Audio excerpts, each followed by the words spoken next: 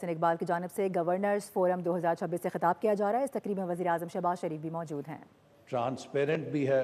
کیا اس میں اکاؤنٹیبلٹی بھی ہے، اور کیا اس میں سٹیزن فوکس بھی ہے کہ وہ اپنے شہریوں کی زندگی کو بہتر کرنے کا اور ان میں خوشحالی لانے کا ذریعہ بھی بنے۔ تو حکومت کے اڑان پاکستان ٹرانسفارمیشنل ایجنڈے میں گورننس کو ایک مرکزی اہمیت حاصل ہے، اور بالخصوص ہم پرائم منسٹر کے بہت شکریہ ادا کرتے ہیں کہ ان کی رہنمائی کے نتیجے میں پچھلے 2 سالوں میں حکومت نے پاکستان کو جو بینکرپسی کے برنک کے اوپر تھا، وہاں سے آج اس سطح پہ گورننس اور ریفارمز کے ذریعے ہی پہنچایا ہے کہ آج دنیا میں پاکستان کے بارے میں ہر بین الاقوامی مالیاتی ادارہ، دنیا کی ہر قابل ذکر ریٹنگ ایجنسی پاکستان کی اکنامک ٹرانسفارمیشن کو ایک کیس سٹڈی کے طور پہ پیش کر رہی ہیں۔ اور یہ تو لہٰذا آج ہم ادھر اکٹھے ہوئے ہیں تاکہ ہم اپنے مستقبل کے حوالے سے فیصلہ کر سکیں کہ ہم نے کس طریقے سے آگے بڑھنا ہے۔ خواتین و حضرات، ہمارے سامنے 2 راستے ہیں۔ ایک بزنس ایز یوزول کا ہے۔ اگر ہم اسی طرح بڑھتے جائیں گے کہ جیسے 78 سالوں میں بڑھے ہیں، تو سن 2035 تک پاکستان بمشکل $600 ارب کی معیشت بنے گا۔ ایک دوسرا راستہ بھی ہے، اور وہ ٹرانسفارمیشنل پاتھ ہے کہ اگر ہم اپنی پوری صلاحیت کے ساتھ آگے بڑھیں اور ہم مل کر آپس میں کام کریں اور پازیٹیو سینرجی سے آگے چلیں، تو Pakistan can be a $1 trillion economy by 2035۔ Now this is a choice that we have for our future کہ کیا ہم ایک $600 ارب کی معیشت بنیں گے 2035 تک، یا ہم ایک $1 ٹریلین کے ہدف کو حاصل کریں گے۔ یہ فرق جو ہے، یہ صرف ہماری لیڈرشپ کی صلاحیت اور ہمارے گورننس کی کیپیبلٹی ڈال سکتی ہے۔ اور اگر ہم نے اس ایسپریشنل گول پر جانا ہے تو ہم سب کو مل کر ایک بھرپور صلاحیت کے ساتھ پازیٹیو سینرجی پیدا کر کے وفاقی حکومت، صوبائی اکائیاں اور قوم، ہم سب کو یکسو ہو کے پاکستان کے اس معاشی ہدف کے لیے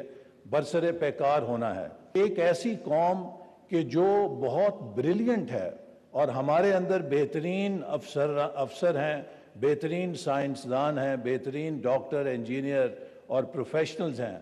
لیکن وہ ہماری انفرادی صلاحیت ہماری اجتماعی صلاحیت میں تبدیل نہیں ہوتی۔ We are unable to translate our individual brilliance into collective competence and collective excellence. And this is where governance comes in، کہ ہم کس طریقے سے اپنی انفرادی صلاحیتوں کو یکجا کریں تاکہ ہمارے انسٹیٹیوشنز اور ہمارا سسٹم اس رفتار کے اوپر نتائج پیدا کرے جس سے کہ ہم 2035 تک پاکستان کو $1 ٹریلین اکانومی بنا سکیں۔ اور اس مقصد کے لیے حکومت نے جو ایجنڈا بنایا ہے، میں سمجھتا ہوں کہ وہ ایک ایسا ایجنڈا ہے کہ جو پاکستان کے تمام بنیادی مسائل کو پیش نظر رکھ کر طے کیا گیا ہے۔ اور یہ 5 ایز جس میں ایکسپورٹس ہیں، جو کہ ہمارے لیے لائف لائن ہے فیوچر کی، پاکستان کی اکنامک ساورینٹی ول ڈیپینڈ کہ کیا ہم 2035 تک $100 ارب سے زیادہ برآمدات پیدا کر سکتے ہیں یا نہیں کر سکتے۔ اور ایسا کرنے کے لیے ہمیں اپنے اندر وہ صلاحیت پیدا کرنی ہے جس سے یہ نتائج حاصل کر سکیں۔ ای پاکستان، دنیا بھر میں جو ٹیکنالوجی کا ریولوشن ہے، آرٹیفیشل انٹیلیجنس کا ریولوشن ہے، ہم کس قدر تیزی سے خود کو اس کے مطابق اپنے آپ کو ڈھالتے ہیں، اس سے کامیابی کا انحصار ہے۔ اسی طرح انوائرمنٹ اور کلائمیٹ چینج، جس سے کہ ہماری فوڈ سیکیورٹی، واٹر سیکیورٹی کو شدید خطرات ہیں، اور پھر ہمارا ہمسایہ ملک ہمیں واٹر کو ویپن کے طور پہ استعمال کر کے بھی نقصان پہنچانے کی سازشیں کر رہا ہے۔ تو لہٰذا ہمارا یہ بھی چیلنج ہے کہ ہم اپنے مستقبل کی آبی اور خوراک کی سیکورٹی کو کلائمیٹ چینج کے خطرے کے پیش نظر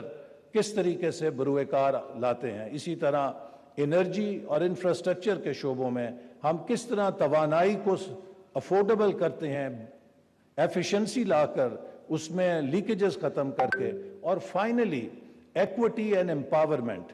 کوئی نیشن اس وقت تک ترقی نہیں کر سکتا جب تک کہ اس کے ہیومن ریسورس ترقی نہ کریں, جب تک اس کے انسانی وسائل اس سطح کے اوپر نہ ہوں. خواتین و حضرات, ہمارے ہاں ترقی کا پیمانہ بریک اینڈ مورٹر سے ناپا جاتا ہے کہ ہم نے کتنی شاہراہیں بنا لیں, کتنی عمارتیں اونچی کھڑی کر لیں, لیکن یہ فزیکل انفراسٹرکچر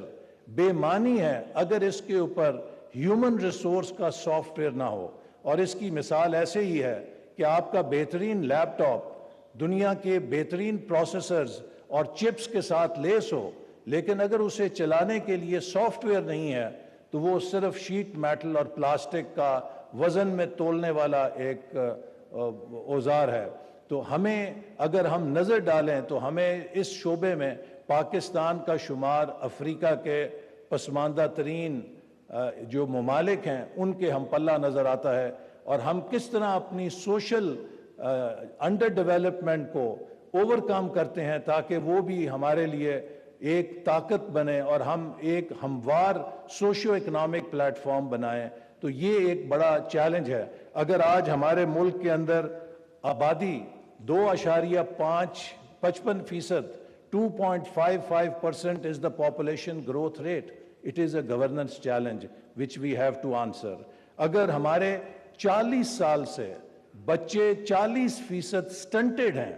40% سٹنٹنگ مینز کہ ہماری 40% نسل جسمانی طور پہ لاغر اور ذہنی طور پہ کند ہے. ایک ایسی قوم کا کیا مستقبل ہو سکتا ہے جس کی آدھی نسل ذہنی طور پہ کند ہو, جبکہ ہم ایک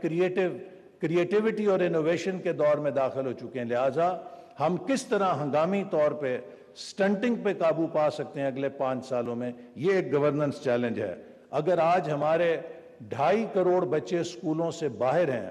اور ہم یونیورسل پرائمری انرولمنٹ اچیو نہیں کر پائے, یہ ایک گورننس چیلنج ہے جس کو ہمیں طے کرنا ہے. اگر ہمارا tax to G D P ratio دنیا میں کم ترین سطح پر ہے, 10% کے قریب tax to G D P ہے, اور ہم اس شرح کے ساتھ دنیا کی بہترین اپنے لیے آسائشیں اور وسائل چاہتے ہیں, تو یہ بھی شاید ایک ناممکن ہے, چونکہ 16 سے 18%, 16 to 18% tax to G D P کے بنا کوئی ملک آگے ترقی نہیں کر سکتا. So how do we broaden our tax revenue, تاکہ جو ٹیکس کا بوجھ ہے وہ انڈسٹری اور تنخواہ دار لوگوں پہ کم ہو, یہ بھی ایک گورننس چیلنج ہے. اسی طرح سرکولر ڈیٹ ہے, اسٹیٹ اونڈ انٹرپرائزز ہیں, ان کے خسارے ہم کس طرح کم کریں, یہ بھی ایک گورننس چیلنج ہے. پھر آخر میں کتنے ہمارے لیے لمحہ فکریہ ہے کہ خواتین و حضرات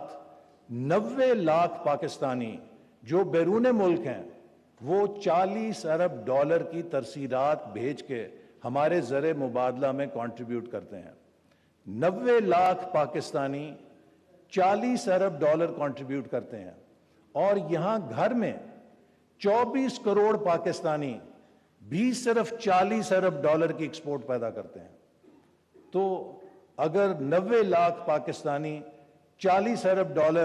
کا زر مبادلہ کما سکتے ہیں تو ان 24 کروڑ کو تو کم از کم $400 ارب کی برآمدات کر رہا ہونا چاہیے. تو یہ بھی ایک گورننس چیلنج ہے کہ ہم کس طریقے سے اس کو اوور کم کریں اور آگے چلیں, تاکہ پاکستان کے لیے جو روڈ میپ وضع کیا گیا ہے کہ ہم 2035 تک $1 ٹریلین اکانومی بنیں, یہ ناممکن نہیں ہے, ممکن ہے بشرطے یہ کہ ہم سب مل کر